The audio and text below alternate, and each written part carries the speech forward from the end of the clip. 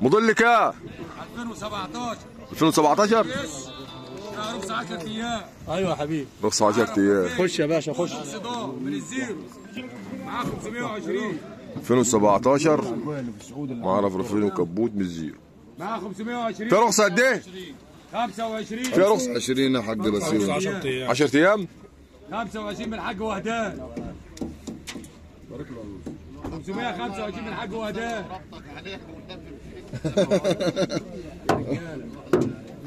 يا بسيوني نمر البس. اهلا اهلا حاج وائل، انزل مع المال. نورنا معلم. عامل حاج وائل، اخبارك يا ريس؟ 2017 لنجد الكامل ورا العربية ده واخد نشوفها زيرو معاه رفرفين وكبوت واكسدام. عرب الناس هناك اللي عليها الحديد. لا اللي عليها الشماسه الحمراء دي. دي الليسي ولا مصري؟ لا دي ميكس مكنه صغيره اسمه كيف. بكام دي؟ يا رجاله بابي بكام عايز فيها؟ عايز عادي 15 ايوه رخصه سنه. استعمل حاج حبيبي رخصه معلم. سنه الا اسبوع. طب بكام؟ بما يرضي الله. 25. كام بمرضي الله؟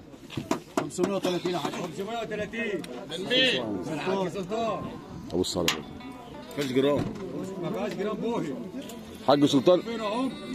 الحاج سلطان قال كام في 2017؟ كام يا ناس؟ نعم. ما مش عايز رفرفين كام، بدنا وكبوت. شغالين في المزاد. يا ناس اذا ربنا اراد والمزاد ده لسه عليا هربطك بالسلب واحطك في العربيه. انا موافق. زي ما انت واقف لحد ما نسيب الطيع وارجع تاني. ليه بقى تربطه ليه؟ ما هو كده. معاه 530. قول في المزاد. اخرج بقى مزاد يا نصر. اخرج بقى مزاد يعني 535 يلا. جيب يا باشا عداله. لا يبقى تقول عداله ومش على مزاد يا معلم. 2017 انا صنايعي. خش المزاد. معلم يا معلم في حاجه اقول لك بكام يا معلم العربيه؟ اللي دخل مزاد يقول. ايوه صح. انا عايز بكام؟ انت زعلان ليه؟ 35. قول له بكام؟ انت حد 35. يقول لك خد العربيه بالعافيه. 35. 535. انا هوصل في المزاد لرقم. 500. محدش هيزود عليا. عبد الله اللي ترسى عليه زود عليك ازاي؟ ما هو انا اخر رقم. قول لي مستحيل. وقفت عليه. 540. شايف نفسه خسران، ماهوش بايع. جاي ما يبيعش مزاد. يا عم هو جاي عاد لو جت حاجه في المزاد هيبيع الراجل. كده انتوا بتشتغلوا الناس الدغري كده واقف حال يعني. بخش ما بيبنوش على اسعار العربيات الثانيه. ايوه انا بتكلم في الدغري. انا راجل اخش مزاد اوافق باللي يطلع في المزاد.